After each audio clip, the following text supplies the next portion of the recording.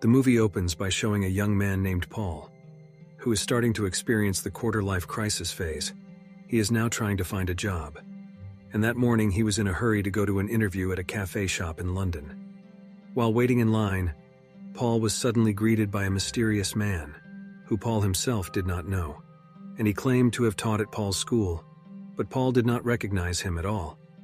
After the man left, the queue of applicants got longer, and Paul had to queue all over again, but suddenly a dog picked up Paul's scarf. When he got there was a door that said they were looking for employees. Paul wanted to find a job, so he went in, and it looked more like a warehouse than an office. Paul also meets a woman named Sophie, who is also applying for a job there. Soon they are approached by the company manager, Dennis, and his wife Rosie, who works as a receptionist. Paul is then called in for an interview, and strangely enough, Dennis already knows Paul's name, even though he has never applied or given his name. Paul, who was confused, asked what this company was, but Dennis only replied that they did everything. Then Paul was taken to the interview room and met with 4 company officials. They were Casimir, Judy, Humphrey, and Nienke. Humphrey was the founder of the company, and he said that the company had just been rebuilt, which is why the lobby looked like a warehouse because it was being renovated. As with any interview, Paul was asked to tell them about himself. He described his entire life and nothing he said was interesting. Then Paul's gaze focused on the stain on the wall.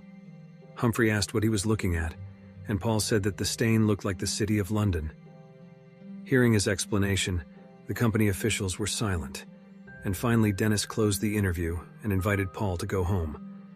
Arriving at his house, Paul saw his friend who was leaving, and it turned out that his friend intended to return to his parents' house because he could no longer afford to pay the rent, which meant that the burden of payment would be borne by Paul himself. Paul was even more confused because he still hadn't found a job, and suddenly there was a letter saying that Paul had been accepted by the company. The next morning, Paul prepared for his first day of internship at the company.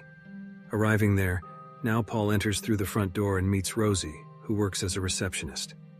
After that, Rosie also calls Dennis to take Paul around the office to get more familiar with this place. Strangely, there are many irregularities there, starting from the ancient stapler that should not be stepped over, and most importantly, Dennis says if all employees are prohibited from overtime and must go home at the end of working hours. It turns out that Paul works in the same room with Sophie, and she says if she doesn't like the smell of coffee, even though Paul intends to work while drinking coffee. And suddenly Paul is very surprised to see an animal that looks like a baby dragon. Soon Rosie came in with her files and asked about the baby dragon, but Paul was silent because he thought he was hallucinating,